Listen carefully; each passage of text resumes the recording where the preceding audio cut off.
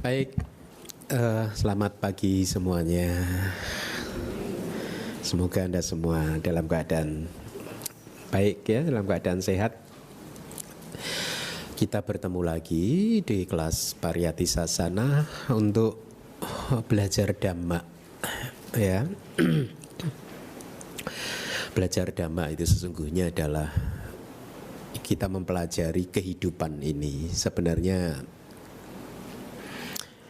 aturan-aturan apa sih yang berlaku di dalam kehidupan ini? Sesungguhnya hukum-hukum apa saja sih yang berlaku di dalam kehidupan ini? Ya, semuanya itu penting untuk kita ketahui.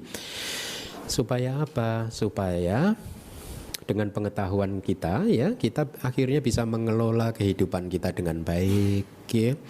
Tujuan kita belajar Dharma adalah untuk meningkatkan kualitas kehidupan kita ya. Meningkatkan kualitas kehidupan kita ya dengan jalan apa?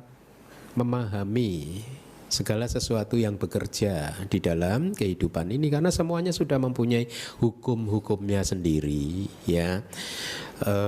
Mereka yang menderita adalah mereka yang belum terampil menjalani kehidupan ini, belum mahir menjalani kehidupan ini ya. Kalau menurut kata-kata yang dipakai Buddha adalah aku salah. Aku salah itu tidak mahir, tidak terampil gitu. Di dalam kitab komentar diberikan penjelasan contoh seperti seseorang yang tidak mahir bermain harpa ya. Maka suara harpanya akhirnya false, tidak enak didengar, betul tidak? Tetapi sebaliknya seseorang yang mahir bermain harpa, maka suaranya akan menjadi indah, harmonis ya, jadi menyejukkan.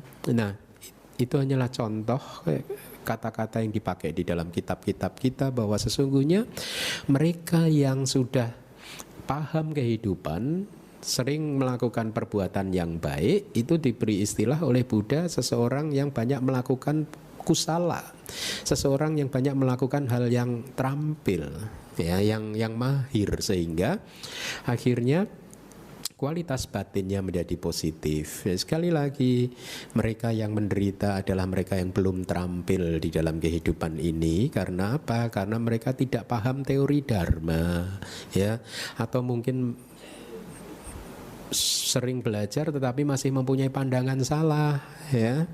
Dhamma adalah, kalau kita belajar Dhamma ya, motivasi yang benar adalah motivasi untuk membebaskan diri kita dari kekotoran batin ya. Jadi kita tidak belajar Dharma untuk merubah dunia, kita tidak belajar Dhamma untuk merubah orang lain, tetapi kita belajar Dhamma semata-mata untuk merubah diri kita sendiri ya. Pada saat kita bertemu dengan situasi tertentu, kalau kita masih bisa memunculkan emosi, menanggapinya dengan emosi, berarti masih kurang, ada yang masih kurang di dalam latihan kita. Karena sesungguhnya dunia luar tidak pernah bisa membangkitkan emosi kita. Ini Dharma ya. Jadi kita harus mempunyai pandangan yang teguh, pandangan yang lurus, yang sesuai dengan Dharma, bahwa orang luar, orang lain, dunia luar tidak pernah bisa membangkitkan kekotoran batin kita.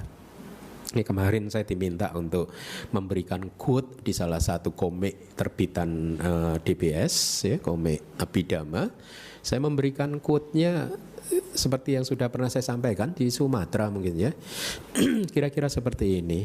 Di dalam kehidupan ini hanya ada satu musuh kita, tidak dua, tidak tiga ya. Hanya satu musuh kita, yaitu kekotoran batin kita sendiri. Dan kekotoran batin itu adanya di dalam, tidak ada di luar, tidak ada di orang lain, tidak ada di dunia, tidak ada di sesuatu di luar kita, adanya di dalam diri kita ya. Jadi ini adalah pandangan benar. Dengan demikian, kalau kita mempunyai pandangan yang kokoh bahwa sesungguhnya ya, musuh kita itu hanyalah kekotoran batin yang ada di dalam diri kita, maka kita akan secara perlahan-lahan bisa berdamai dengan kehidupan ini. Bisa damai, bisa mulai memperkecil, membuat konflik-konflik semakin jarang dan seterusnya, sehingga kehidupan menjadi lebih tenang dan bahagia ya. saya tidak segan-segan untuk terus mengingatkan kepada Anda semua bahwa kekotoran batin apapun itu juga, entah nafsu, keserakahan, kemarahan, kebencian, itu adalah problem internal. Itu adalah problem psikologis kita sendiri yang tidak ada hubungannya dengan orang lain. Ya. Dunia ini sebenarnya menjadi berantakan kan karena banyak orang yang belum memahami hal sepele ini, bahwa sesungguhnya kalau kita sedang marah terhadap seseorang, kemarahan bukanlah problem antar manusia. Kemarahan itu adalah problem psikologis internal. Orang yang marah istilahnya itu masih jiwanya masih belum begitu sehat. Ya, jangan khawatir. Buddha mengatakan ya, semua putu jana itu enggak sehat. Putu jana, Anda tahu arti putu jana yang sering diterjemahkan jadi umat awam yang belum tercerahkan? Artinya adalah putu jana, makhluk yang sering membangkitkan kekotoran batin. Itu artinya, ya. Jadi kalau kita masih mempunyai banyak kekotoran batin ya wajar ya, karena masih putu jana. Ya, tetapi Dhamma, latihan Dhamma, pemahaman teori Dhamma akan bisa membuat semua kekotoran batin kita melemah. Ya, jadi Anda harus mempunyai parameter. Pada saat Anda belajar dan berlatih Dhamma, Anda harus mulai mengukur, melihat ke dalam diri Anda. Apakah Anda sudah berada di jalur yang benar? Apakah latihan Anda sudah benar? Apakah teori yang Anda pelajari sudah benar? Parameternya apa?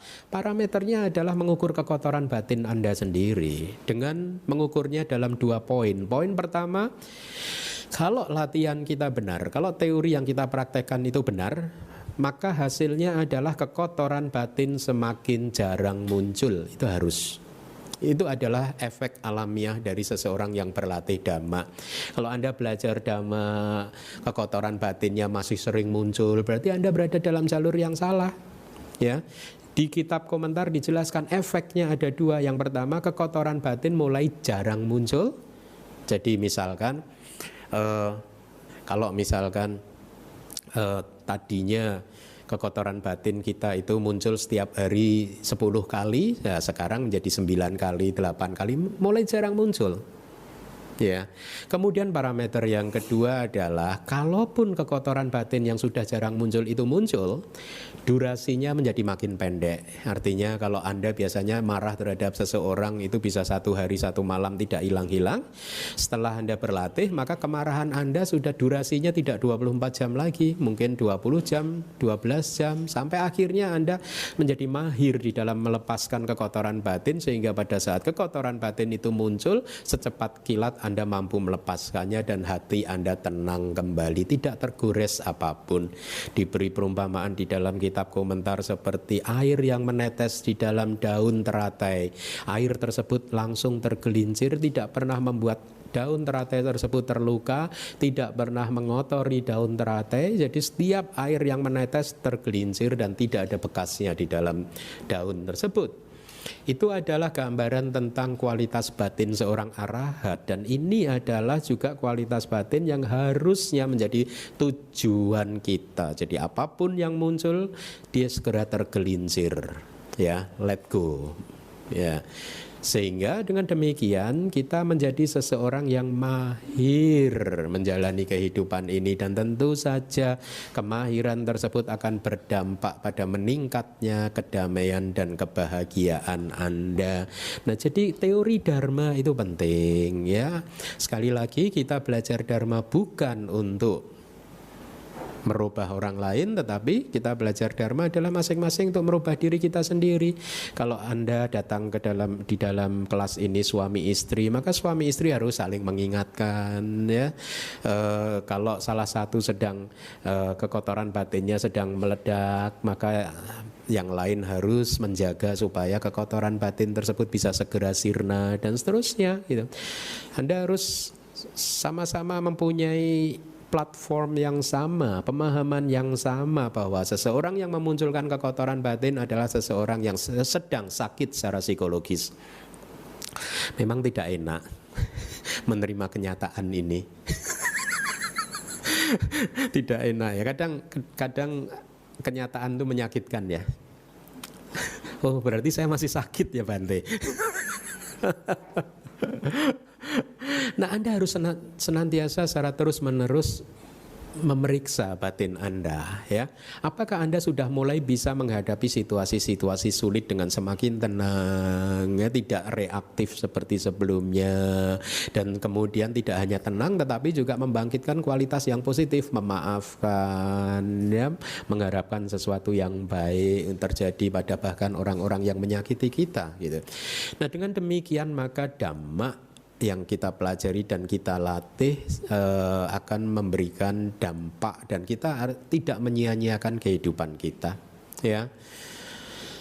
Dan salah satu hukum yang bekerja di dalam kehidupan ini yang penting sekali untuk diketahui, jarang dipahami dengan benar bahkan oleh umat Buddha adalah hukum karma.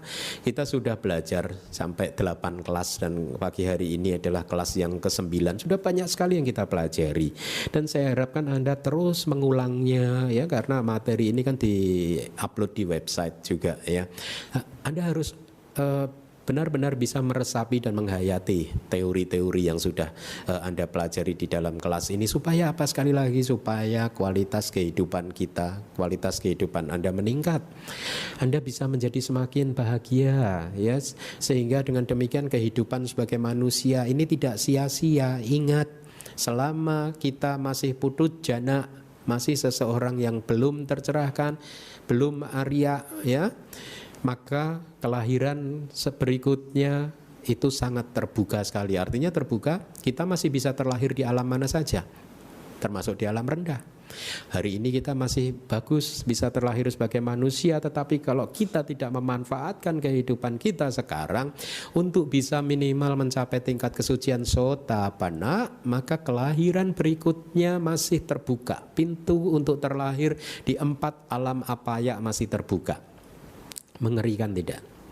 Ya, tadi kan kita juga membaca kan waktu mengambil sila tadi, ya, supaya kita terhindar dari keadaan-keadaan yang tidak menguntungkan. Itu salah satunya yang terlahir di 4 alam apaya, ya, atau terlahir di alam Brahma yang tidak mempunyai tubuh jasmani. Itu juga tidak menguntungkan, karena sekali kita terlahir di alam Brahma yang tidak mempunyai tubuh jasmani sebagai putu jana, maka seumur hidup selama berada di sana kita tetap saja menjadi seorang putu jana, tidak bisa atau tidak mempunyai kesempatan untuk menjadi seorang yang tercerahkan, ya.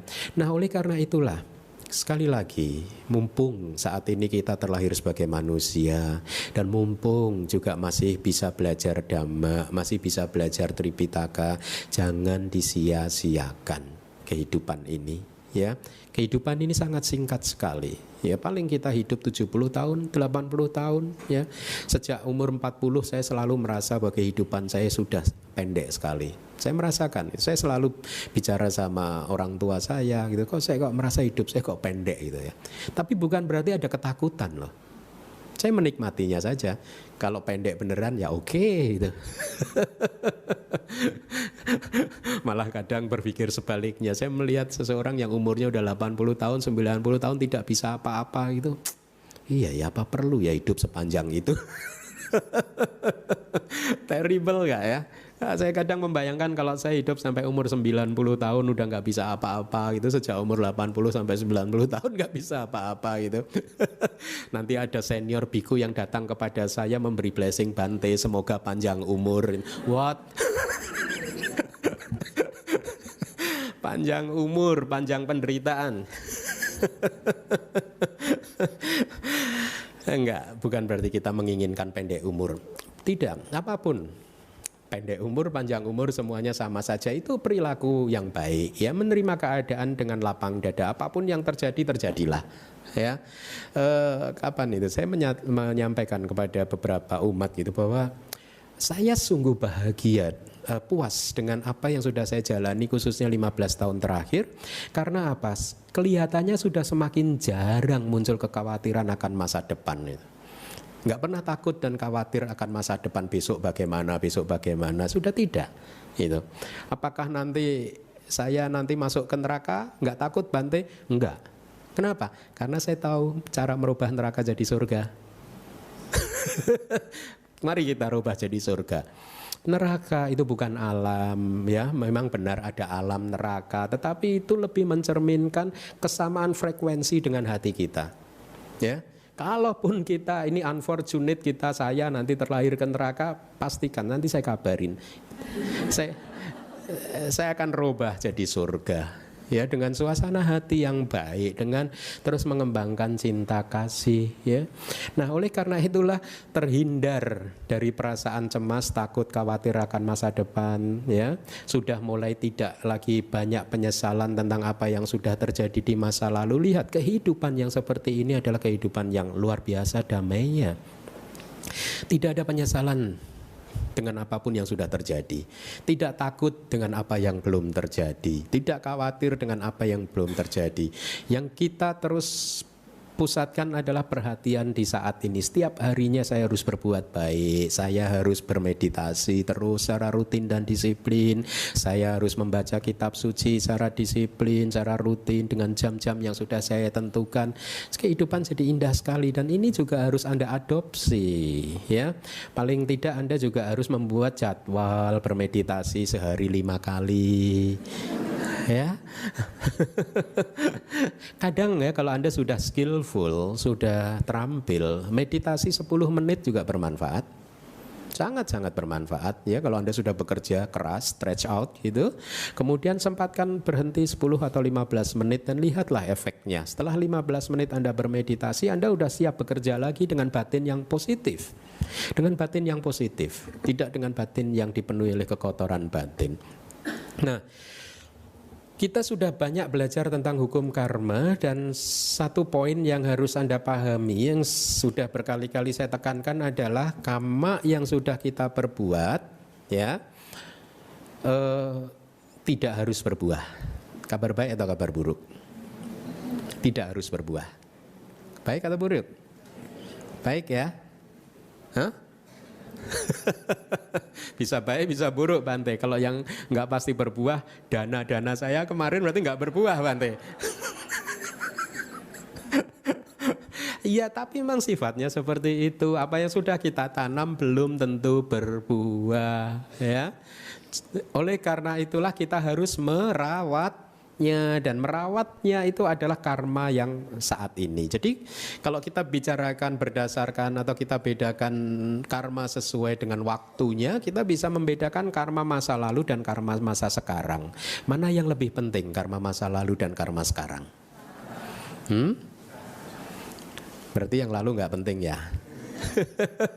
Ya. Dua-duanya penting, tapi karma sekarang memang lebih penting. Saya udah cerita tentang 3 ekor ikan belum? Belum, ya? Pada suatu hari ada 3 ekor ikan yang hidup di danau yang jernih di satu desa yang tenang, damai dan bahagia. Air danaunya biru, jernih, bening, dan 3 ikan ini adalah 3 sahabat yang sudah bersahabat sejak lama sekali, sejak masa kecil mereka. Ikan yang pertama disebut sebagai ikan panya, kebijaksanaan, ya. Ikan yang kedua disebut sebagai ikan wirya, usaha. Ikan yang ketiga disebut sebagai ikan kama atau ikan karma. Nah, 3 ikan ini, panya, wirya, kama, hidup sangat rukun di dalam satu danau yang jernih tersebut. Selama setiap harinya mereka saling membantu, ya, mencari makanan bersama-sama, sampai suatu ketika mereka bertiga melihat ada seseorang yang ingin menangkap mereka. Ada satu orang yang membawa jaring. Ikan tersebut tahu bahwa orang ini yang sedang berjalan menuju ke danau akan menangkap mereka, tetapi mereka tidak sempat kabur.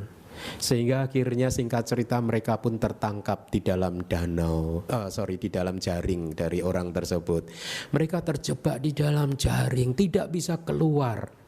Mereka tahu hidup mereka akan habis. Tetapi ikan kedua yang bernama ikan usaha, ya, karena dia adalah ikan wirya, mempunyai energi yang besar, maka dia menggunakan usahanya. Dia menggunakan energinya untuk merobek jaring tadi. Dan singkat cerita akhirnya jaringnya robek. Begitu robek akhirnya ikan wirya bisa keluar dari jaring tadi. Melihat temannya keluar lolos dari jaring, ikan pertama yang disebut ikan kebijaksanaan berpikir, mikir. Ada lubang besar di jaring tersebut. Akhirnya dengan menggunakan kebijaksanaannya ikan tadi berjalan mendekati lubang dan akhirnya juga keluar dari jaring tadi. Akhirnya 2 ikan lolos. Ikan yang ketiga yang bernama ikan karma, dia tenang-tenang saja. Tenang saja karena dia berpikir bahwa saya toh di dalam kehidupan ini sudah banyak melakukan perbuatan baik, ya, sering berdana, setiap hari Minggu mendengarkan kelas pariyati sasana, banyak karma baik yang sudah saya lakukan, maka saya tidak mungkin celaka. Akhirnya dia tenang-tenang saja menerima nasibnya. Apa yang terjadi? Ikan tersebut berpindah habitat dari kolam yang dengan airnya yang jernih, pindah ke restoran di Taman Palem sana itu.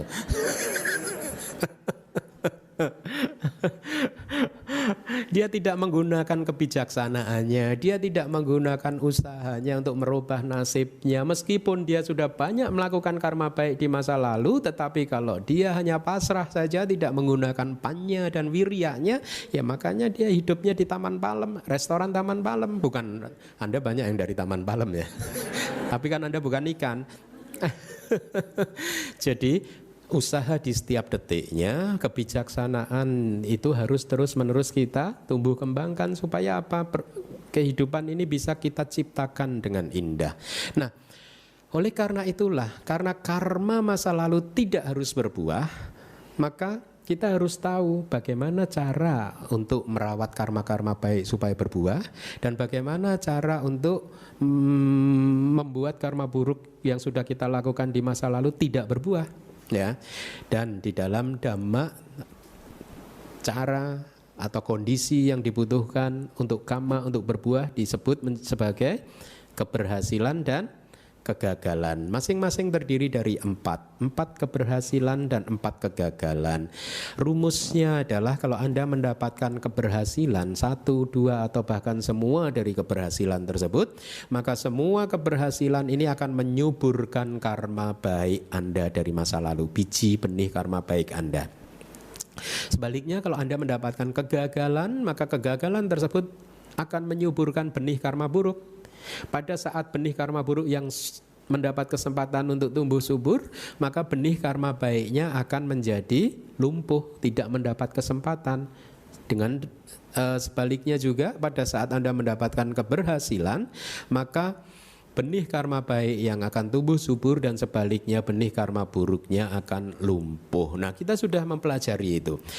Hari ini kita akan lanjutkan keberhasilan atau kesuksesan yang ketiga adalah yang disebut sebagai keberhasilan atau kesuksesan waktu. Jadi penjelasannya dari kitab kita seperti ini. Seseorang mungkin akan terlahir pada saat pemerintahan itu dipimpin oleh seorang yang tidak baik, oleh raja yang tidak baik, oleh presiden yang tidak baik, dan juga dikelilingi oleh orang-orang yang tidak bermoral, mungkin menteri yang tidak baik, atau dalam konteks kehidupan sehari-hari mungkin Anda bekerja di bawah pimpinan seorang yang tidak baik, dikelilingi oleh tim yang tidak baik dan seterusnya gitu. Anda bergaul dengan orang-orang yang tidak baik gitu ya. Maka itu disebut sebagai kegagalan waktu, tetapi kesuksesan waktu adalah seperti ini. Jadi seseorang banyak melakukan hal yang tidak baik, atau kalau dia berada di kegagalan waktu ya, dipimpin oleh seorang yang tidak baik dan dikelilingi oleh orang-orang yang tidak bermoral, maka dalam keadaan seperti itu karma-karma buruk dari masa lalu akan berbuah satu persatu. Tetapi skenarionya berubah menjadi karena ada sebuah karma baik yang berbuah, dia terlahir pada zaman pemerintahan dipimpin oleh seorang yang baik dan juga dikelilingi oleh orang-orang yang bijaksana. Karena kesuksesan waktu itulah maka timbunan biji karma baiknya akan mendapatkan kesempatan untuk berbuah, sementara timbunan karma buruknya akan terlumpuhkan. Hukumnya seperti itu. Ya, saya harap Anda memahaminya. Contohnya adalah kesuksesan waktu. Kalau di dalam kitab itu dijelaskan yang pertama pada awal kapa, artinya awal bumi ini terbentuk. Kalau seseorang terlahir ya di bumi ini pada awal alam semesta ini terbentuk, maka dikatakan orang tersebut akan terus-menerus memetik buah karma baiknya. Ya, dia kan baru saja turun dari alam Brahma Abhasara kan, tubuhnya masih bersinar dan lain sebagainya. Yang ada hanya kebahagiaan saja. Ya, penderitaan jarang muncul di dalam kehidupan manusia yang hidup di awal bumi ini terbentuk atau awal kapak. Kemudian yang kedua, dalam kitab komentar menjelaskan hidup pada saat ada Raja Cakrawarti, Raja Pemutar Roda, ini Raja Universal, Raja penguasa dunia ini. Mungkin kalau zaman modern ini presiden dari negara adidaya yang menguasai seluruh dunia ini. Dikatakan di dalam kitab kita Raja Cakrawarti adalah raja yang sangat pious, sangat berbudi luhur ya, dan juga mempraktekkan dhamma sehingga rakyat yang hidup di bawah kepemimpinannya hidupnya tenang, damai dan bahagia. Ya, jadi lihat ada hubungannya. Kalau kita mempunyai pemimpin yang baik, hidup kita jadi baik. Kalau kita mempunyai pemimpin yang tidak baik, hidup kita bisa jadi tidak baik. Ya. Kemudian kesuksesan waktu yang ketiga di dalam kitab tafsir dijelaskan kalau kita lahir di zaman Buddha dan bertemu dengan Buddha, menjadi murid Buddha, maka semua karma baik kita atau banyak dari karma baik kita akan berbuah, sementara banyak dari karma buruk kita akan lumpuh, tidak mendapat kesempatan untuk tumbuh subur dan berbuah. Dalam dunia modern saya beri contoh itu misalkan mereka yang terlahir atau hidup di negara-negara maju seperti Singapura, Australia atau negara maju manapun ya. Yang saya tahu Singapura, kehidupan di negeri tersebut, rakyat yang hidup di negara tersebut sudah sangat tertata rapi. Semuanya sudah ada kepastian hukum dan lain sebagainya, sehingga manusia di sana khususnya para wanita tidak takut untuk berjalan di Singapura, berjalan kaki tengah malam dan lain sebagainya. Hidup di sana nyaman-nyaman saja. Relatif orang Singapura lebih berbahagia daripada orang Indonesia ya. Setuju enggak? Enggak? Enggak? Enggak juga ya? Ya, oke, enggak apa-apa enggak setuju. Hidup mereka lebih mudah ya dalam konteks seperti itu. Tentu saja kita tidak menganalisa secara perfect ya, tapi hidup mereka lebih nyaman ya, semua terjamin ya. Kalaupun ada satu dua yang merasa stres karena beban kehidupan yang makin tinggi ya wajar saja, tetapi secara overall kehidupan mereka nyaman, lebih nyaman ya. Kenapa? Karena semuanya sudah rapi ya. Nah, bukan berarti orang-orang yang hidup di negara maju tidak mempunyai karma buruk. Mereka mempunyai karma buruk, tetapi karena mereka terlahir di kesuksesan waktu, maka karma buruknya lumpuh. Ya, ya. Orang Singapura itu sebenarnya punya apa sih negara Singapura?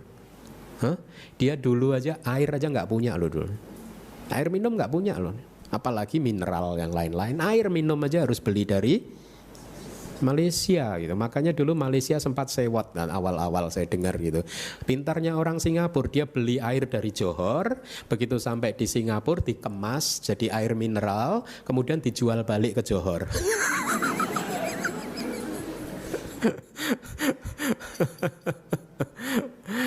Jadi mereka yang terlahir di negara maju sekarang bandingkan contoh ekstrim yang lain. Mereka yang terlahir di negara-negara yang kurang maju, yang sangat-sangat tidak maju seperti negara di Afrika yang rakyatnya kelaparan dan lain sebagainya. Lihat perbedaannya. Bukan berarti orang yang lahir di negara tidak maju yang hidupnya penuh dengan kelaparan tidak mempunyai karma baik. Mereka mempunyai karma baik ya, tetapi karma baiknya untuk sementara lumpuh gitu ya. Nah, jadi kesuksesan waktu adalah terlahir pada zaman, pada masa pada zaman di mana kita mempunyai pemimpin yang baik, dan itu bisa juga terjadi pada saat Anda bekerja di bawah pimpinan seorang manajer yang baik ya. Kemudian dikelilingi oleh orang-orang yang baik, dan inilah mengapa Buddha mengajarkan kepada kita untuk mempunyai kalyana mita, karena dengan mempunyai kalyana mita Kalau di dalam teks dikatakan jalan mulia berunsur 8 akan berkembang. Dengan mempunyai kalyana mita, maka semua hal yang baik dari hati kita, kualitas hati kita akan berkembang. Sebaliknya kalau kita bergaul dengan orang yang tidak baik, maka kualitas hati kita yang buruklah yang akan berkembang. Nah, mari kita lanjutkan. Kesuksesan cara yang keempat. Keberhasilan cara, ya. Jadi di dalam kitab diberikan seperti ini. Seseorang mungkin berperilaku tidak baik, ya, sering melanggar sila dan melakukan 10 karma buruk. Dikarenakan hal ini, maka timbunan karma buruknya bisa saja akan berbuah. Jadi ini artinya kita ini di masa lalu banyak melakukan hal yang tidak baik. Timbunan karma buruk kita sudah banyak sekali. Tetapi ya, karena dia berkawan dengan orang yang bermoral seperti Buddha dan para siswanya, ataupun para kalyanamita, atau juga mempunyai keyakinan terhadap tiratana dan hukum kama, serta banyak melakukan kebajikan, maka disebabkan oleh kesuksesan cara inilah semua timbunan kama baiknya mendapatkan kesempatan untuk berbuah, sementara timbunan kama buruknya terlumpuhkan. Kesuksesan cara, perilaku kita baik, sering melakukan kebajikan, sering berdana, melatih moralitas kita, melatih meta, karuna, mudita, dan UPK, 4 Brahma Wihara, dan lain sebagainya. Maka dengan perilaku-perilaku yang baik inilah kita mendapatkan keberhasilan atau kesuksesan cara. Dan keberhasilan atau kesuksesan cara akan menyuburkan timbunan karma baik kita, sementara timbunan karma buruk kita akan lumpuh. Kesuksesan cara, contohnya Anggulimala, dia banyak melakukan karma buruk. Ya, jadi kalau Anda sedang stres, ya, tidak bisa memaafkan kesalahan yang sudah Anda lakukan di masa lalu, ingatlah Anggulimala. Ingatlah, Anggulimala yang membunuh 999 manusia saja bisa jadi arahat. Anda kan satu aja belum, kan? Nggak, maksud saya janganlah hidup di masa lalu, tidak bisa memaafkan kesalahan yang sudah Anda lakukan. Ya, kesalahan adalah kesalahan. Yang penting adalah bagaimana kita memperbaikinya di saat yang sekarang. Jadi Anggulimala di bawah bimbingan Buddha dia berlatih sila, samadhi, dan panya yang lebih tinggi. Dengan landasan tersebut dia berlatih samatha dan vipassana. Semuanya ini merupakan kesuksesan cara. Jadi lihat, ini definisi kesuksesan cara. Ya, melatih sila, samadhi, panya, dana, sila, bawana, dana, sila, samatha, dan vipassana. Kemudian banyak menolong orang, itu juga kesuksesan cara, ya. Anggulimala kemudian berlatih keras sehingga akhirnya mencapai pengetahuan jalan arahata yang merupakan kesuksesan cara tertinggi. Jadi kalau kita menjadi seorang arahat, maka kita telah mencapai kesuksesan cara yang tertinggi. Karena dengan menjadi seorang arahat, maka kehidupan atau samsara, dia setelah kehidupan ini dia akan keluar dari samsara. Sudah tidak ada lagi penderitaan yang akan muncul setelah dia keluar dari samsara. Catatan termasuk dalam faktor ini adalah melakukan tindakan yang sesuai dengan keadaan, ya, melakukan perbuatan pekerjaan apapun dengan sungguh-sungguh, kemudian sesuai dengan bidang Anda, maka itu adalah kesuksesan cara.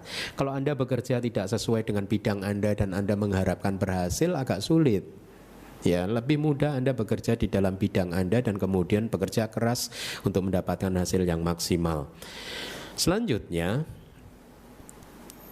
kita akan masuk ke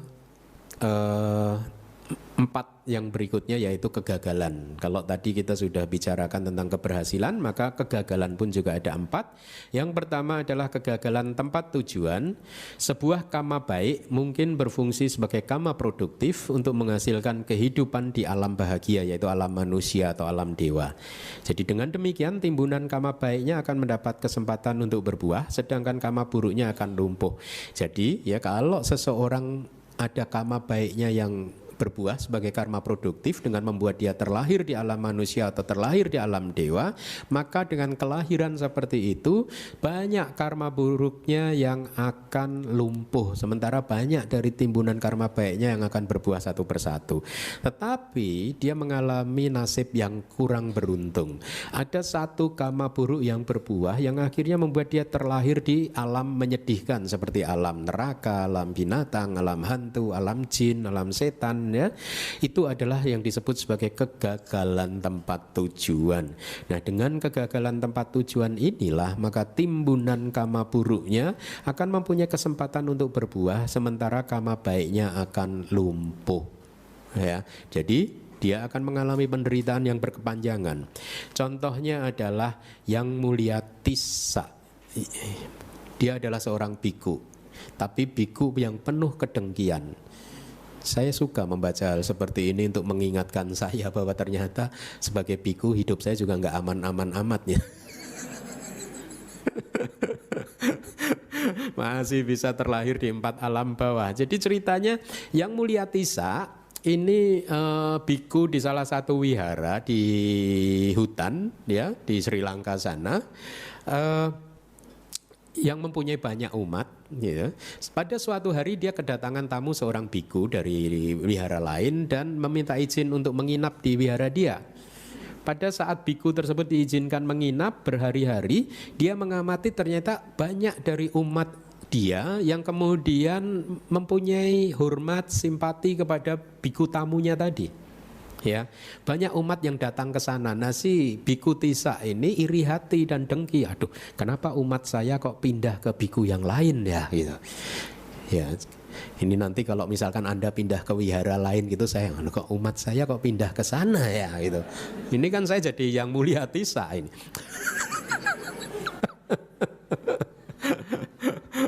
Nah, jadi umatnya berpaling ke tamunya tadi. Sampai beberapa hari kemudian rasa iri dan dengki itu sudah menguat. Dia bermaksud untuk mendiskreditkan tamunya tersebut, ya. Jadi dengan cara, kalau di wihara di negeri Buddhis itu kalau kita makan pagi itu biasanya pakai kentongan. Kalau di Myanmar pakai kentongan kayu gitu. Jadi kayu dilobangin, kemudian pakai dipukul itu, dong dog gitu. Itu adalah tanda bahwa kita harus berpindah patah, ya, atau tanda kita harus segera ke ruang makan gitu. Nah, singkat cerita, berhari-hari Yang Mulia Tissa ini setiap kali dia mukul kentongan tadi, dia pukulnya pelan aja. Tujuannya supaya tamunya nggak denger, sehingga tamunya nanti miss the moment gitu, terlambat datang ke mana ruang makan atau terlambat berpindah patah. Yes, dipukul pelan, tamunya nggak dengar, akhirnya Yang Mulia Tissa makan sendiri atau pindah patah sendiri, dan umat-umat mulai mempertanyakan kenapa tamunya nggak ikut gitu. Yang Mulia Tissa menjawab, nggak tahu, tadi udah saya kentongin nggak bangun-bangun gitu. Nah, dia mendiskreditkan itu kan. Akhirnya tujuannya adalah supaya umatnya tidak hormat lagi kepada tamunya. Problemnya adalah Yang Mulia Tissa tidak tahu bahwa tamunya adalah seorang arahat. Jadi bobot karmanya itu berat sekali. Makanya Anda hati-hati. Meskipun biku tertentu adalah Yang Mulia Tissa, Anda harus hati-hati karena persepsi Anda bisa salah. Ya, lebih baik, lebih aman respect kepada biku. Jangan tidak respect. Jangan-jangan nanti bikunya ternyata kayak tamu ini tadi arahat ya. Nah, akhirnya dengan niatan jahat dia mencoba untuk menghancurkan nama baik tamunya yang ternyata adalah seorang arahat, dan karma tersebut menjadi sangat berat sekali. Singkat cerita, akhirnya dia karena karma tersebut dia terlahir di neraka, ya. Dan dikarenakan sudah terlahir di neraka, dia tidak tahu cara merubah neraka jadi surga. Dikarenakan kegagalan tempat tujuan, maka dia lahir di sana memetik buah penderitaannya, ya, karma buruknya satu persatu berbuah, ya, keluar dari alam neraka, karma pendukung yang lain dari karma yang sama membuat dia terlahir sebagai yaka, ya. Kemudian dia terlahir sebagai anjing dan ratusan kali dia terlahir di alam-alam yang rendah seperti itu. Dan selama kehidupannya dia selalu kekurangan makanan gitu. Jadi lihat itu karma bisa sedikit identik karena dia bertujuan tidak baik, membuat tamunya tidak bisa makan, maka kalaupun karma tersebut berbuah, dia akan juga terlahir sebagai makhluk yang kekurangan makanan juga. Gitu. Jadi kalau Anda kekurangan makanan, jangan-jangan di masa lalu Anda ya, nah tapi memang itu terjadi loh. Saya di Myanmar itu kalau selama liburan kan kita berpindah patah. Kalau tidak liburan karena kita harus kuliah ya, maka tidak ada waktu untuk berpindah patah. Akhirnya pihak universitas menyediakan makanan buat kita. Tapi kalau liburan, kita kalau libur bisa 2 bulan itu universitas tidak menyediakan makanan. Jadi kita harus berpindah patah. Dan saya mengamati loh, ada saja biku-biku tertentu kalau pindah patah, kalaupun dapat makanannya sederhana, gitu, sederhana sekali. Gitu. Ini sementara dan rombongan gitu. Kalau berpindah patah bertiga dengan teman itu sampai pulang harus disewakan mobil bak terbuka. Oh bener loh, ini cerita bener loh ini. Cerita bener. Kenapa? Karena banyak yang kita dapatkan. Banyak. Itu kalau pulang naik mobil kita. Karena hasilnya panennya banyak. Sampai umat-umat itu yang di umat Myanmar bertanya kepada kami, Pak, Bante ini nanti untuk apa sebanyak ini? Gitu. Tenang aja, di universitas banyak biku kok kan. Kita bagi-bagi. Jadi banyak sekali kita dapat. Sementara ada biku lain yang tidak dapat gitu. Jadi kalaupun dapat dia makanan sangat sederhana sekali gitu. Nah, salah satu biku pandai. Ya, dia ikut rombongan satu itu, rombongan yang jarang dapat makanan itu selama seminggu katakanlah, kemudian dia mengamati gitu, akhirnya dia pindah masuk rombongan kita. Nah, ini yang disebut mahir. Dia pikir nih kalau rombongan ini saya teruskan saya bisa kelaparan terus ini. Pindah saja ke kelompok sana itu. Dan dia pindah ke kelompok kita ya pulangnya ikut naik mobil terus. Pisang itu sampai bertandan-tandan gitu, buah-buahan itu bertandan-tandan gitu. Jadi kita malah kalau nggak berpindah patah ditanyakan oleh umat-umat di wilayah sana itu. Ini cerita benar terjadi di dalam kehidupan kami gitu. Jadi biku Indonesia, biku Malaysia, biku India sama biku Bangladesh yang keempat akhirnya. Nah biku yang satu ini saya juga perhatikan selama kehidupannya di universitas juga selalu saja jarang yang nengok gitu. Umat, maksudnya umat yang datang ke kuti dia jarang gitu, yang mengajak makan dia jarang. Ada saja loh kehidupan seperti itu, meskipun udah pakai jubah gitu. Biku temennya makannya enak-enak terus dia tidak enak. Nah pada saat saya mengamati hal-hal seperti itu saya renungkan, oh itulah karma ya, cara bekerjanya karma seperti itu. Meskipun hidup di dalam satu wilayah yang sama, bisa hasilnya bisa berbeda gitu. Nah mari kita lanjutkan. Kegagalan penampilan yang kedua adalah seseorang mungkin terlahir sebagai manusia dengan wajah sempurna ya, tetapi karena sebuah karma yang mengganggu, maka dia terlahir sebagai manusia yang cacat, tidak menarik dan berwajah jelek. Karena kegagalan penampilan seperti itulah, maka timbunan karma buruknya akan mendapatkan kesempatan untuk berbuah, sedangkan karma baiknya akan lumpuh. Contoh kegagalan penampilan adalah bagi mereka yang berwajah buruk, kalau dia menjadi pembantu maka dia akan diberi pekerjaan yang kotor. Ini dari kitab kok, bukan dari Bante Keminda. Kemudian seandainya dia beruntung menikahi wanita yang kaya raya, maka orang yang pertama kali berjumpa akan menyangka dia hanyalah seorang sopir dari wanita. Sehingga akan mendapatkan perlakuan yang tidak sepantasnya gitu ya. Yang berikutnya kegagalan waktu. Seseorang mungkin akan terlahir pada saat pemerintahan dipimpin oleh pemimpin yang baik dan dikelilingi oleh orang-orang yang bermoral, tetapi karena sebuah karma penghalang, Dia akhirnya terlahir pada waktu pemerintahan dipimpin oleh seorang yang tidak baik dan juga dikelilingi oleh orang yang tidak bijaksana. Karena kegagalan waktu seperti itulah, maka timbunan karma baiknya akan mendapat kesempatan untuk berbuah, sementara timbunan karma tidak baiknya, ya, karma buruknya akan mendapatkan kesempatan untuk berbuah, sementara timbunan karma baiknya akan lumpuh. Contohnya yang tadi saya sampaikan, mereka yang hidup di negara-negara seperti ini, coba kalau dibandingkan mereka yang hidup di negara Singapura, tadi siapa yang bilang nggak happy gitu di Singapura? Kalau kita kontraskan dan keadaan seperti ini, coba apakah mereka bahagia di sana? Kita memang tidak bisa mengukur secara pasti karena kebahagiaan dan tidak kebahagiaan dan penderitaan itu tergantung pada suasana hati, ya, tidak tergantung pada dunia luar. Tetapi secara relatif Buddha juga mengatakan dalidyang bhikkhave dukkang loka semingka mabogino. Wahai para biku, kemiskinan itu adalah penderitaan buat mereka yang masih hidup dengan mengejar kepuasan-kepuasan indrawi. Buat Anda para perumah tangga, itu kata-kata Buddha, kemiskinan bisa menjadi penderitaan seperti di dalam gambar ini. Mereka miskin, untuk mencari makan saja sulit, ya. Terlahir sebagai manusia tapi karena sebuah karma penghalang, maka dia terlahir pada waktu pemerintahan dipimpin oleh seorang yang tidak bermoral, atau dia terlahir, kalau ini dari kitab, ya, pada waktu rentang usia manusia hanya 10 tahun, itu dikatakan kegagalan waktu, banyak penderitaan. Pada suatu hari nanti di masa depan usia manusia hanya 10 tahun saja, ya. Atau ketika 5 produk sapi, ya, dan seterusnya itu tidak tersedia, artinya tidak ada makanan yang bergizi yang tersedia. Seperti di dalam gambar tadi, tidak ada makanan yang bergizi. Akhirnya saya pernah membaca orang-orang yang hidup di negara ini, ya, sampai harus mengais-ngais sampah loh untuk hanya mencari makanan, anak-anak itu, atau mengais-ngais tanah gitu. Dikais-kais tanahnya hanya sekedar untuk menemukan makanan-makanan saja, makanan untuk mengganjal perutnya yang kelaparan. Lihatlah, kehidupan sangat-sangat memprihatinkan, kan, mengenaskan untuk hidup seperti itu.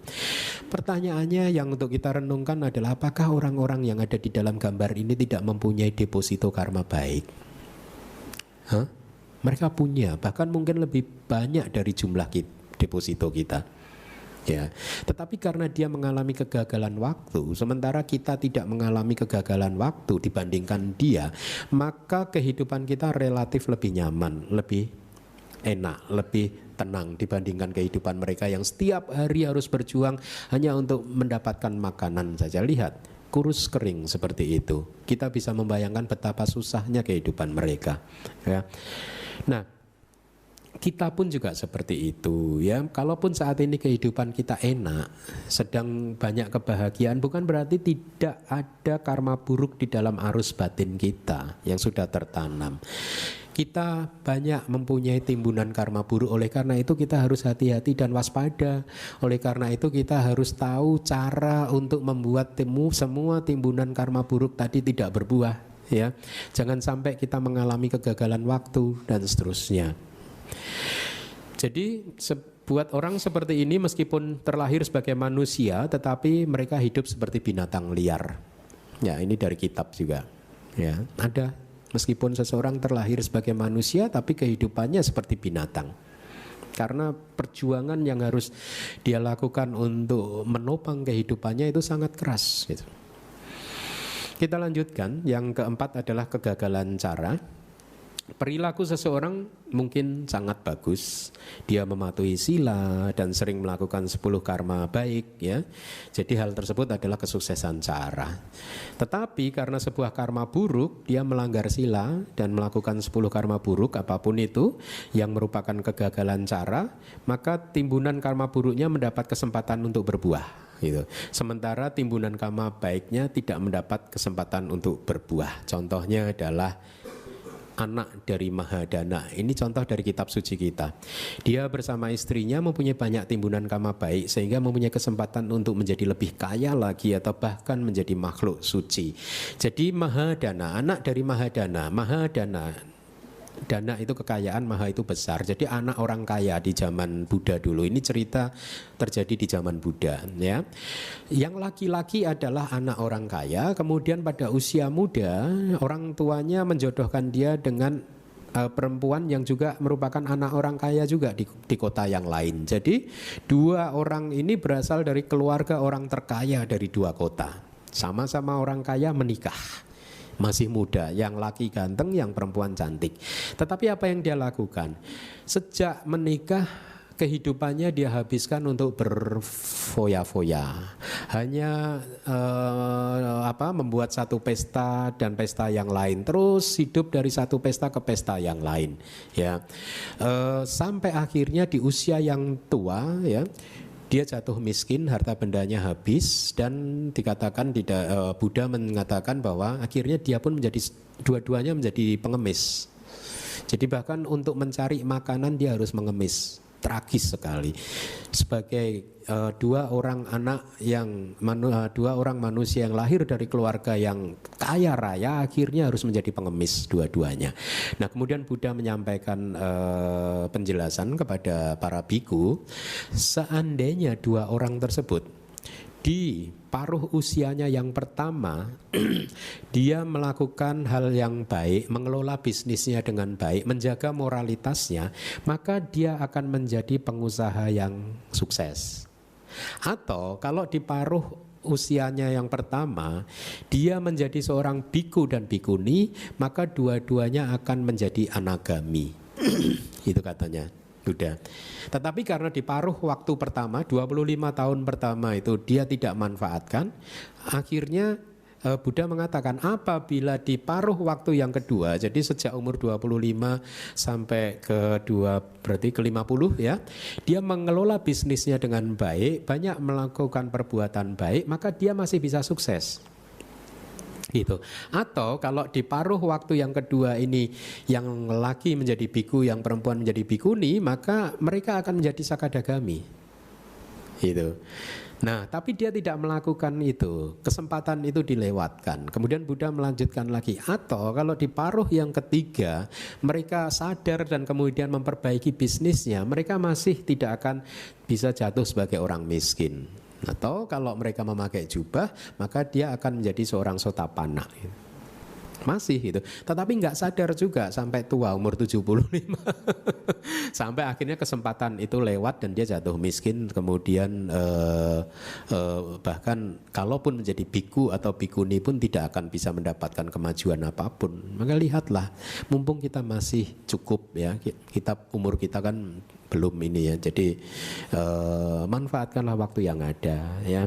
Aturlah kehidupan kita. Mari kita mengatur kehidupan kita dengan baik, menjadi seorang yang mahir ya, mengelola kehidupan kita sehingga akhirnya kehidupan ini menjadi berkembang, secara spiritual berkembang, secara duniawi juga berkembang ya.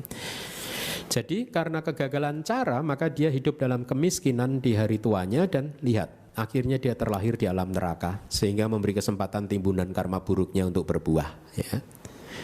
Lihatlah, tragis tidak? Sebagai anak orang kaya, ganteng, cantik ya, tapi akhirnya lahir di neraka. Masa tuanya menjadi seorang yang miskin ya. Termasuk di dalam faktor ini adalah melakukan hal-hal yang tidak baik, kejahatan, ya, ucapan yang tidak baik, pikiran yang tidak baik, perilaku tubuh yang tidak baik ya. Ini kabar baik ini. Dengan semua pengetahuan dharma yang sudah kita pelajari, maka kita memanfaatkan pengetahuan tersebut untuk mengelola kehidupan kita. Dan kabar baiknya adalah kita adalah pencipta dari kehidupan kita sendiri. Itu kabar baik atau kabar buruk? Baik ya. Baik mana kalau ada yang menciptakan, mengelola kehidupan kita. Kita serahkan pada orang lain atau diri kita sendiri? Diri kita sendiri. Kita adalah pencipta dari kehidupan kita sendiri. Oleh karena itu kita harus tahu bagaimana mengelola dan membentuk kehidupan kita sendiri. Maksudnya apa? Apa yang sudah terjadi, kegagalan dan juga keberhasilan, tujuan. Kita sudah mendapatkan keberhasilan tujuan, yaitu sebagai manusia. Berarti sudah tidak bisa dirubah kan? Penampilan, kita juga sudah mendapatkan. Kegagalan atau keberhasilan? Hah? Masih gagal. Kalau masih gagal, pergi ke Korea Selatan. Bisa dirubah. Ya. Jadi penampilan pun sulit dirubah, ya. Waktu bisa nggak dirubah? Hah? Ya bisa kalau kita pindah negara kayak tadi kan teman saya kan pindah patah di sini nggak enak pindah. Kalau Anda pindah, dan itu terjadi. Beberapa kawan saya dari negeri-negeri negara Buddhis yang hidupnya di negaranya tidak baik, mereka mempunyai tekad bahwa sekali mereka bisa keluar dari negara tersebut, mereka tidak akan kembali lagi. Banyak kan yang akhirnya berpindah ke Amerika atau pindah kemanapun, pindah ke negara maju. Mereka ingin memperbaiki nasib, sah-sah saja pindah kok. Kenapa? Karena di sini nggak subur, dia pindah ke tempat yang subur, paham? Seperti tadi biku yang berpindah patah di satu kelompok nggak dapat apa-apa, dia melirik ke grup kita, kok naiknya kok bak terbuka terus kalau pulang. Akhirnya dia pindah, boleh nggak gabung ke sini gitu. Boleh. Kenapa? Karena dengan berada di lingkungan yang lebih baik, maka karma buruk akan lumpuh dan karma baik akan tumbuh subur. Dari 3 tadi sulit dirubah secara umumnya, tujuan, penampilan, dan waktu sulit dirubah. Tetapi ada satu yang bisa kita rubah, yaitu cara. Bagaimana kita menyikapi kehidupan ini, bagaimana kita memandang kehidupan ini. Karena kita tahu bahwa melihat sesuatu dari sudut yang negatif akan menghasilkan penderitaan dan kesedihan. Sementara melihat sesuatu dari sisi yang positif akan menghasilkan kedamaian, ketenangan, dan kebahagiaan. Yang harus kita ingat bahwa pengalaman kehidupan apapun selalu bisa dilihat dari 2 sisi, dari 2 sudut. Anda mau melihatnya dari sudut positif atau Anda mau melihatnya dari sudut negatif? Anda mau menerima buah karma buruk itu dari sudut yang positif atau Anda menerimanya dari sudut yang negatif? Karena sesungguhnya yang membuat kita menderita bukanlah buah dari karma tersebut, tetapi reaksi kita terhadap buah karma tersebut. Kalau kita bereaksi secara negatif terhadap buah karma buruk kita, maka jelas penderitaan yang muncul. Tetapi kalau kita bereaksi secara positif terhadap buah dari karma buruk, maka tidak ada penderitaan yang muncul. Saya akan beri contoh. 2 orang sahabat sedang bercakap-cakap, kemudian tiba-tiba datang orang ketiga yang tidak dikenal oleh mereka sama sekali, dan orang ketiga ini memulai memaki-maki orang yang pertama tadi dengan kata-kata yang sangat menyakitkan telinga, dengan intonasi yang kasar, sehingga akhirnya orang pertama tadi membalasnya dengan kemarahan. Kamu pikir kamu siapa memaki-maki saya? Kamu kan tidak kenal saya. Kamu mengganggu kebahagiaan kami berdua. Si orang pertama tadi menderita. Tetapi ceritanya kemudian berpindah. Orang ketiga tadi memaki-maki orang yang kedua dengan kata-kata yang kasar, yang sama, intonasi yang sama, semuanya sama. Tetapi orang kedua karena dia lebih bijaksana, dia tersenyum. Dia memaafkan. Sahabatku, dari tadi kamu marah-marah terus, pasti kamu haus. Minum nih, ada jus. Lihat, kenapa ada 2 orang menerima perlakuan yang sama tetapi bisa bereaksi berbeda-beda? Ya, seseorang yang membalas kemarahan dengan kemarahan menciptakan penderitaan. Seseorang yang membalas kemarahan dengan senyuman, cinta kasih, memaafkan, maka dia merubah neraka menjadi surga. Ya, oleh karena itulah segala sesuatu bisa Anda lihat dari 2 sudut. Saya sangat menghayati ini dengan sangat baik sekali karena 15 tahun lebih yang lalu, ya, saya mengalami hal yang sama, ya, penolakan terhadap sesuatu kehidupan, ya, kemudian kesedihan, penderitaan, karena menurut saya ada saja sahabat-sahabat saya yang memperlakukan saya dengan buruk sehingga akhirnya membuat saya stres. Bukan stres dalam artian yang sesungguhnya, membuat saya tidak happy di dalam kehidupan ini. Pada waktu itu saya berpikir bahwa mereka yang telah membuat saya sulit di dalam kehidupan ini. Sampai pada suatu hari pada saat saya bermeditasi, dan cukup dalam sekali meditasi saya, dan kemudian setelah keluar dari meditasi saya mencoba untuk menganalisa peristiwa-peristiwa yang terjadi pada waktu itu, dan saya terkejut. Kenapa? Karena Karena kalau kita sudah masuk dalam alam meditatif yang cukup dalam, memori kita kan sangat tajam sekali, batin kita sangat lentur sekali, sehingga untuk diarahkan ke pengalaman-pengalaman kehidupan masa lalu itu sangat cepat sekali. Dan saya terkejut pada saat saya mengingat peristiwa-peristiwa yang menyakitkan tersebut, pada hari itu, malam hari itu saya tidak marah. Saya bolak-balik peristiwa tersebut, saya lihat dari berbagai sisi dan saya amati, saya tidak marah. Untuk pertama kalinya saya sadar lebih dari 15 tahun yang lalu bahwa ternyata kita bisa melihat sesuatu dari berbagai sisi. Ya, bahwa ternyata peristiwa yang menurut kita itu sangat menyakitkan, ya, bisa kita lihat dari sisi yang positif dan suasana hati yang menyakitkan itu tidak muncul. Bahkan kita tersenyum, bahkan kita memaafkan mereka. Dan setelah keluar dari hutan saya menemui mereka yang mereka akhirnya kaget, yang saya katakan, friend, thank you ya, gitu. Untung kamu dulu menyakiti saya ya. Kalau kamu dulu nggak menyakiti saya sekarang nggak jadi biku. Segala sesuatu bisa dilihat dari sisi positif dan sisi negatif, apapun itu juga. Jadi jangan terpenjara oleh masalah kehidupan Anda. Kalau Anda masih merasakan kesulitan, penderitaan, kesedihan, maka apa yang harus Anda lakukan? Rubah sudut pandang Anda. Cari sudut yang positif, karena pasti di sana ada kebahagiaan. Cuman masalahnya Anda mahir atau tidak untuk merubah sudut pandang tadi. Kalau Anda bisa menemukan dan Anda terbiasa untuk melihat sesuatu dari sisi yang positif, maka dunia akan tampak indah. Ya, jadi lihat, dunia luar adalah cerminan dari dunia di dalam diri kita. Ya, bagaimana Anda melihat dunia luar itu sesungguhnya adalah suasana hati Anda. Paham? Kalau contoh yang sering dipakai adalah, kalau lensa kacamata saya ini berwarna merah, maka dunia akan tampak merah. Lalu pertanyaannya, apakah salah dunia? Kenapa dunia kok merah semua ya? Salah siapa? Hah? Kalau ini berwarna hijau, maka dunia kemanapun saya memandang akan tampak hijau. Lalu saya komplain, kenapa dunia kok tampak hijau sekali? Hijau semua, nggak ada merahnya sedikit pun ya? Yang salah siapa? Dunia atau kacamata saya? Kalau Anda di kantor kok melihat teman Anda menjengkelkan, itu artinya apa? Hah?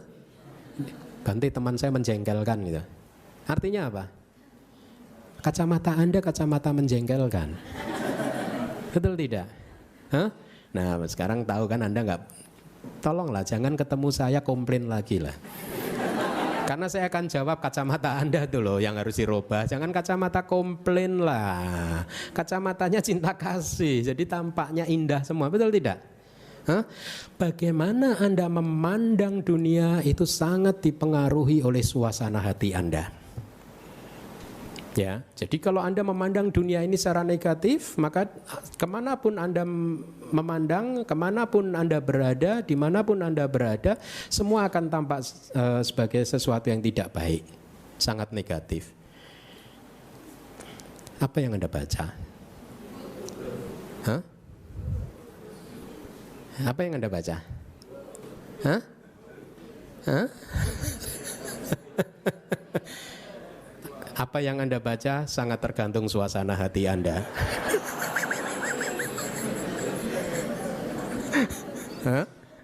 Tulisannya tidak salah, hati Anda yang salah. Fokus Anda yang salah. Good or evil? Benar. Anda nggak melihat ada evil di sana? Enggak. Bagus. Lihat, pelajaran karma sedemikian pentingnya memberikan pemahaman kepada kita bahwa sesungguhnya dunia itu fine-fine saja. Ya. Yang salah adalah cara kita melihatnya. Tidak ada yang salah dengan dunia ini, tidak ada yang salah dengan suami Anda, tidak ada yang salah dengan istri Anda, tidak ada yang salah dengan anak-anak Anda, tidak ada yang salah dengan siapapun itu juga. Yang salah adalah cara pandang kita, suasana hati kita. Kalau tadi di awal saya mengatakan kalau kita terlahir di neraka jangan khawatir, kita rubah neraka jadi surga, itu hanya perumpamaan saja. Artinya kalau di dalam kehidupan ini Anda merasa hidup seperti di neraka, maka geserlah sudut pandang Anda, rubahlah sudut pandang Anda sehingga kehidupan yang seperti di neraka ini akan seperti atau terasa di surga. Karena sesungguhnya ya segala sesuatu sangat dipengaruhi oleh persepsi kita. Oleh karena itu kembangkanlah persepsi yang positif, kembangkanlah pemahaman yang positif untuk bisa melihat dan menerima segala sesuatu dengan positif, dengan penuh cinta kasih, dengan penuh kesabaran, apapun itu juga. Ingat, pelajaran dari hukum karma adalah bahwa tidak ada yang salah dengan sesuatu yang ada di luar diri kita. Ya, karena kita terlahir dari karma kita sendiri, mewarisi karma kita sendiri, dan seterusnya. Dunia luar tidak ada yang salah. Oleh karena itu tadi di awal juga saya katakan, di dalam kehidupan ini hanya ada satu musuh kita, yaitu kekotoran batin kita sendiri. Hanya itulah, satu itulah musuh kita. Tidak ada dua, tidak ada tiga. Dan musuh kita tersebut ada di dalam diri kita sendiri. Tidak ada di tempat lain, tidak ada di luar diri kita. Tidak ada di suami Anda, tidak ada di istri Anda, tidak ada di anak-anak Anda, tidak ada di teman-teman Anda, tidak ada di kantor Anda, tidak ada di luar sana. Kalau Anda masih merasakan ada kejengkelan terhadap pengalaman kehidupan Anda, maka ingatlah pelajaran tentang hukum karma, bahwa kesalahan tidak terletak pada pengalaman kehidupan Anda. Kesalahan ada pada pesawat televisi Anda sendiri. Kesalahan ada pada kita sendiri. Nah, lihatlah kalau masing-masing dari kita memahami ajaran Dharma yang seperti ini, bukankah bumi ini akan menjadi tempat yang indah untuk kita tinggali karena sudah tidak ada konflik lagi. Paham? Kalau ada seseorang yang sedang memunculkan kekotoran batin, ya, kemudian dia sadar, saya masih punya masalah dengan latihan saya, masih ada yang kurang, ya. Kemudian teman yang lain juga membantu supaya kekotoran batinnya itu menjadi sirna, gitu. Ya, tapi jangan diambil sepotong. Oh, berarti yang lain harus membantu supaya sirna, ya Bante. Nah, berarti ntar kalau saya marah, istri akan saya kasih tahu kamu, kalau pas saya marah kamu harus bantu saya supaya sirna, ya, gitu. bukan berarti kita mendapat alasan untuk marah-marah terus, ya. Tidak. Jadi dengan demikian, dengan senantiasa merubah sudut pandang kita, maka kita akan bisa meminimalkan kekotoran batin. Sehingga akhirnya kekotoran batin, 2 poin yang tadi di awal saya sebutkan. Poin pertama, kekotoran batin semakin jarang muncul. Poin kedua, kalaupun muncul, durasinya menjadi lebih singkat, lebih pendek, tidak berhari-hari lagi. Dengan kehidupan, ya, dengan demikian kehidupan akan jadi lebih menyenangkan lagi. Kita akan lebih sering memunculkan cinta kasih, kewelas asian, kebijaksanaan, kesabaran, sifat yang menolong, penuh kemurahan hati, dan semua kualitas-kualitas batin yang positif lainnya. Baik, jadi dengan demikian selesailah seluruh topik tentang hukum karma.